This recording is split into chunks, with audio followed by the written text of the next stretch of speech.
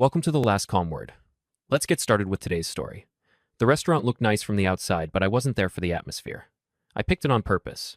Thought we needed a reset. Martha didn't look like she came for that. She was on her phone when I arrived, barely looked up. When the waiter came, she ordered the most expensive wine on the menu without asking. That told me enough. "You good?" I asked. Leaning back in my chair, she finally looked at me, smiled. But it wasn't the smile I married. This one had edge. "I'm great," she said. Then she set her phone down and tapped her nails against the table like she was about to deliver news. "I'm going to Vegas." She said it loud enough that the couple at the next table paused mid-conversation. I didn't react right away. I just looked at her. "Say that again," I said. She leaned forward slow like she wanted to enjoy it. "I'm going to Vegas for my birthday with Olivia and Rachel. Flights are booked, hotel too." "I'm not asking." I nodded once. "You already paid for it." She shrugged. Obviously. With what money that made her laugh? Not nervous, not playful, just disrespectful. "Mine." I didn't smile. "We don't have mine. We have accounts, shared ones." She rolled her eyes. "God, Alan, you always do this. You turn everything into a control thing." I leaned in a little closer. "No, I turn it into reality." "How much did you spend?" "Why does it matter?" She shot back. "It's my birthday." "It matters. Because I'm the one making sure the mortgage gets paid." I said, calm but firm. "So I'll ask again." How much? She picked up her glass, took a slow sip, and looked right past me like I wasn't worth the effort. "You're exhausting," she said. "I'm going. Deal with it. You can either be happy for me or stay here and sulk. Your choice." The waiter came with the wine, hesitated for half a second, then poured. I watched her. Really watched her. This wasn't impulsive. This was planned. "Who else is going?" I asked. "Olivia, Rachel, maybe Nicole. You wouldn't know them. They actually know how to live." I sat back. "Right," I said. She smirked. "Don't wait up when I'm gone." That was the moment. I reached for my wallet, placed cash on the table, enough to cover everything. "We're done here," I said. She blinked. "What dinner?" "It's over." I stood up, buttoned my jacket. "You don't get to talk to me like that and expect me to sit here smiling," I said, looking straight at her. Her smile faded just a little. "Oh, please don't be dramatic." "I'm not," I cut in. "I'm paying attention." I turned and walked out. Didn't slam anything. Didn't raise my voice. But something locked into place on that walk to the car. She said, "Deal with it." I decided I would. Martha came home late that night. I was already in the kitchen finishing a drink. She walked in like nothing happened, heels and handphone still glowing in her face. "You left," she said, dropping her purse on the counter. "You noticed," I replied. She smirked. "You always do that. Walk away like it proves something." "It does," I said. "It proves I don't tolerate nonsense." That got a reaction. Small, but it was there. She opened the fridge, looked inside, then shut it harder than necessary. "You're overreacting. It's a trip, Alan, not a crime. You don't announce things like that in public unless you're trying to send a message," I said. "So what's the message?" She turned to face me. "That I'm done asking permission." "You never needed permission," I said, evenly. "You needed respect. There's a difference." She rolled her eyes, again grabbed a bottle of water, and walked past me. "You always twist things." "No," I said. "I just don't ignore them." She didn't respond. Just disappeared down the hallway. Over the next few days, I watched. Not emotionally, not reacting, just paying attention. Packages started showing up. Shoes, dresses, designer bags I hadn't seen before. She didn't hide them. She displayed them. Left boxes open like trophies. One afternoon, I caught her in the living room, trying on outfits in front of the mirror, phone propped up recording. She noticed me in the reflection. What she said? "Nothing," I replied. "Just didn't realize Vegas had a dress code that expensive." She laughed. "You wouldn't understand. This is what normal people do when they travel." "Normal people pay for it first," I said. She ignored that. The phone calls got louder too. She didn't even bother leaving the room anymore. "I swear, Olivia, I need this trip," she said one evening, pacing. "I've been stuck here forever." I was sitting at the table working. I didn't look up. "Yeah," she continued louder now. "He thinks everything needs a discussion like I'm a child." I closed my laptop slowly. "Then act like an adult," I said. She stopped mid-step. "Excuse me, adults don't spend money they haven't accounted for," I said. "And they don't blindside their partner in public." She shook her head, smiling, like I was missing the point. "God, you're so rigid." "And you're reckless," I replied. Silence. Then she laughed it off again. That same dismissive laugh. The night before she left, the suitcase came out. Big one. She packed like she wasn't coming back in a hurry. Dresses, heels, jewelry. I remembered buying back when appreciation still existed. The next morning, she zipped it shut and dragged it to the door. She turned to me. "I'll send pictures," she said. "Try not to miss me too much." I looked at her for a second. "Drive safe," I said. "That it?" No argument, no speech, just calm. She stepped outside and pulled the door behind her. A minute later, her car pulled away. I stood there until it disappeared down the street. Then I went straight to my office. If she wanted independence, I was going to see exactly what that looked like. The house was quiet after she left. Too quiet. I sat at my desk, logged into our accounts, and started going through everything line by line. Not guessing, not assuming, just numbers. The first hour told me enough. In the last 3 months, Martha had spent over $9,000 outside our normal expenses. Not groceries, not bills, extras high-end stores, spas, restaurants. It'd never been to online orders that showed up as lifestyle purchases. Small amounts at first, then bigger ones. A pattern. I kept going. Then I saw it. 2 credit cards I didn't recognize, both under her name, both linked to our shared credit profile, both maxed out. I leaned back in my chair, took a slow breath, and went through the statements. Cash advances, hotel deposits, flight upgrades. Vegas wasn't a last-minute idea. It was planned weeks ago. That evening, I was still going through the statements when my phone buzzed. I picked it up. Martha had already started posting. First photo, airport lounge, champagne glass, and hand caption talking about finally living. Next, first-class seat legs crossed, smiling like she just won something. I scrolled. Suite at the hotel floor to ceiling windows, bottles lined up on a table. Her friends, Olivia, Rachel, and another one I didn't recognize, posing like they owned the place. I kept watching. Dinner photos, designer stores, poolside shots, then the video. She was on a rooftop bar, music, loud lights flashing. She was laughing, dancing one arm around a guy I'd never seen before. Not subtle, not innocent. Her friends were filming, cheering her on. I didn't react. I just watched it again. Then I saved it. Every post, every video, every receipt I could match to a charge. Not for revenge, for clarity. About an hour later, my phone rang. It was Mike Reeves, a friend who worked at a local bank branch we used. You got a minute, he asked. I do. He lowered his voice. I probably shouldn't be calling, but I figured you'd want to know. Martha came in last week, asked questions about transferring money out of joint accounts. Large amounts. How large, I asked. Enough that it would have triggered a review, he said. She was asking how to avoid delays. I nodded, even though he couldn't see it. Did she move anything? No, she didn't have full authorization without you. That stopped it. Good, I said. There was a pause. Everything. All right? Not anymore, I replied. We hung up. I sat there for a minute, then picked up the phone again. Called the bank directly, verified everything myself. Same answer. She tried. She just didn't succeed. That was the difference. This wasn't impulsive. This was strategy. I opened a new folder on my desktop, named it Documentation. Then I started building a record of everything she thought I wasn't paying attention to. By the next morning, I wasn't reacting anymore. I was moving. First call was to my accountant, Stephen Clark. I laid out the numbers, the extra spending, the unknown cards. He didn't hesitate. That's not casual spending, Alan. That's escalation. I figured, I said. What does it look like legally? It looks like someone positioning themselves, he replied. Either to leave or to take more than they should on the way out. That matched what I was seeing. Second call was to a lawyer, David Grant, straight to the point kind of man. I explained everything. He listened without interrupting. When I finished, he said, You've got 2 problems: overspending and intent. Intent, she tried to move money without you, he said. That matters. It shows planning. If this goes to court, that works in your favor, but only if you document everything. I already started. Good. Then don't stop, he said. And protect yourself now, not later. That was all I needed.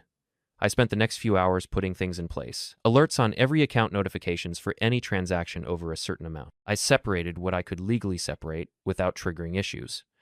Then I called the credit companies. Reduce limits on all shared cards, I said, effective immediately. They asked questions.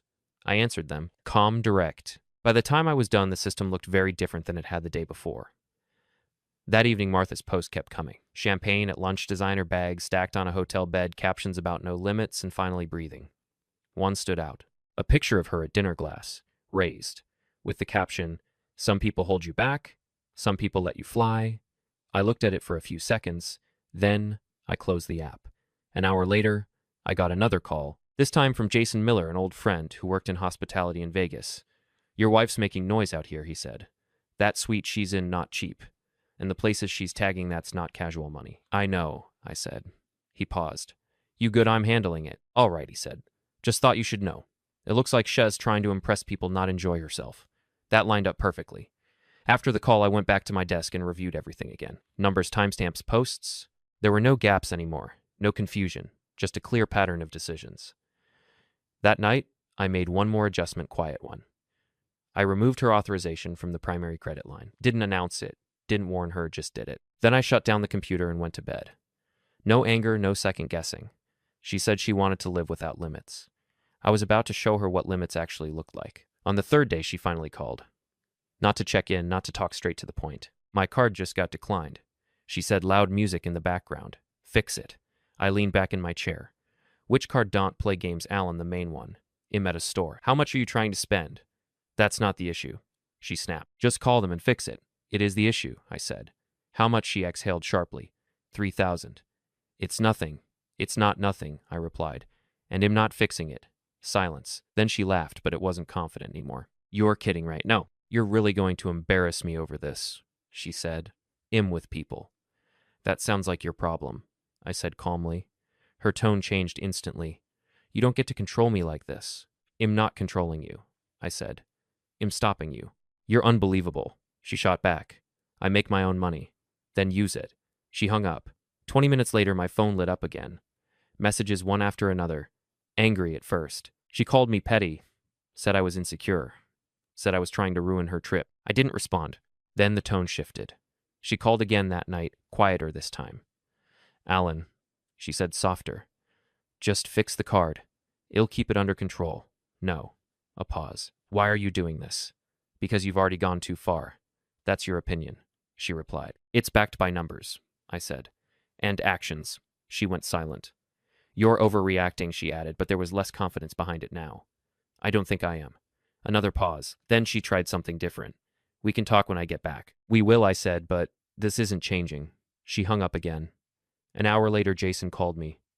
Heard someone got shut down at a store today, he said. I didn't respond. He chuckled. Word travels fast here. Your wife didn't take it well. I'm sure she didn't. She tried another card at dinner too, he added. Same result. Good. After that, I made one more move. I reduced the limits further.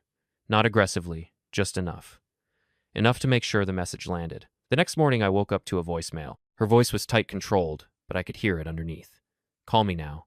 I didn't rush. I made coffee first, sat down, took my time. Then I called her back. What did you do? She asked immediately. Exactly what I needed to do, I said. You're sabotaging me, she snapped. No, I replied.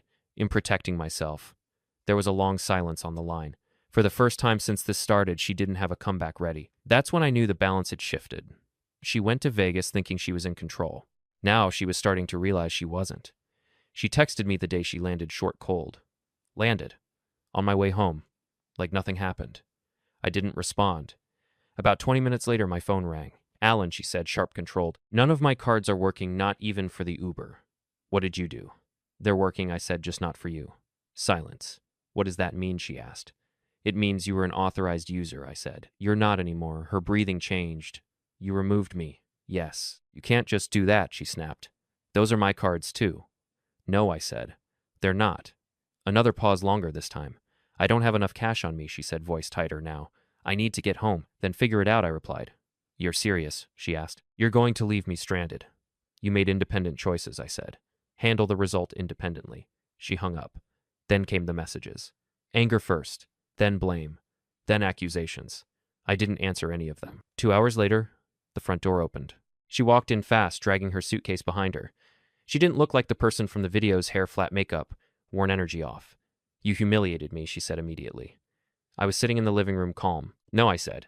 You did that yourself. She dropped her bag. My cards declined in front of everyone. Do you have any idea what that looked like? I do, I said. That's why I stopped it. Her eyes narrowed. You're enjoying this? No, I replied. I'm correcting it. She started pacing. You had no right. I had every right I cut in. You spent thousands without telling me. You opened credit lines behind my back. You tried to move money out of our account. She froze. Who told you that? She asked. I don't need someone to tell me, I said. I can read statements. Her confidence cracked for a second. Then she pushed back. You're blowing this out of proportion, she said. It was just a trip. No, I said. It was a pattern. She crossed her arms. So what now? You punish me. I protect myself, I said. She stared at me. Maybe we need a break. I already spoke to a lawyer, I replied. That landed. Her expression changed immediately. You what? Days ago. She took a step back, like the room shifted under her. You're serious? She asked.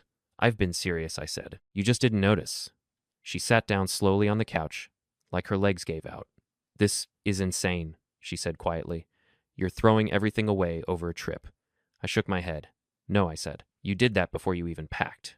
She didn't answer. For the first time, she didn't argue. She just sat there staring at the floor, realizing she wasn't in control anymore. The silence in the house after that conversation was different. Not peaceful, not calm.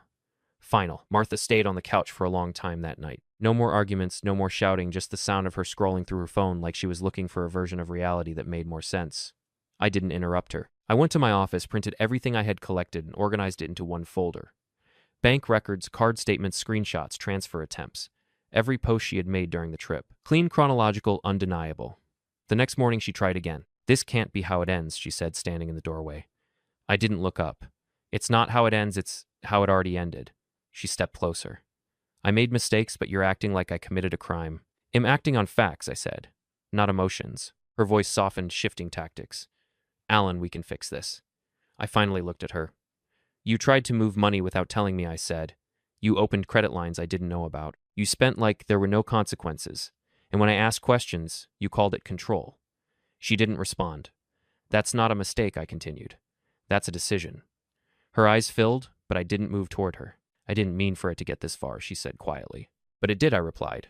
She looked down. For once there was no attitude, no performance, just reality catching up. I don't know where I'm supposed to go, she said. You'll figure it out, I answered. That was the last real conversation we had. She left 2 days later. No scene this time. No dramatic exit, just a suitcase. A quiet door closing, and the sound of her car pulling away. Weeks passed. The divorce moved quickly.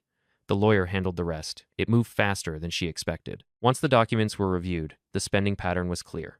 The hidden cards, the attempted transfers, the court didn't need emotion, just evidence. During the process, something else came up. One of the people connected to the case mentioned what had been circulating from Vegas, that she hadn't just been spending. She had crossed a line with someone there while she was on the trip. I didn't ask for details. I didn't need them. The debt stayed with her. No arguments changed that. One afternoon, I saw her again.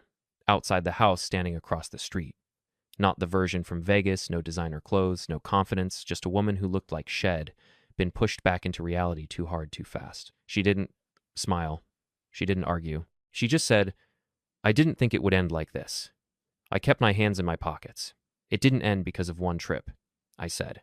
It ended because of everything you did before it. She nodded once slowly, like she finally understood the timeline. Then she turned and walked away. No more calls after that.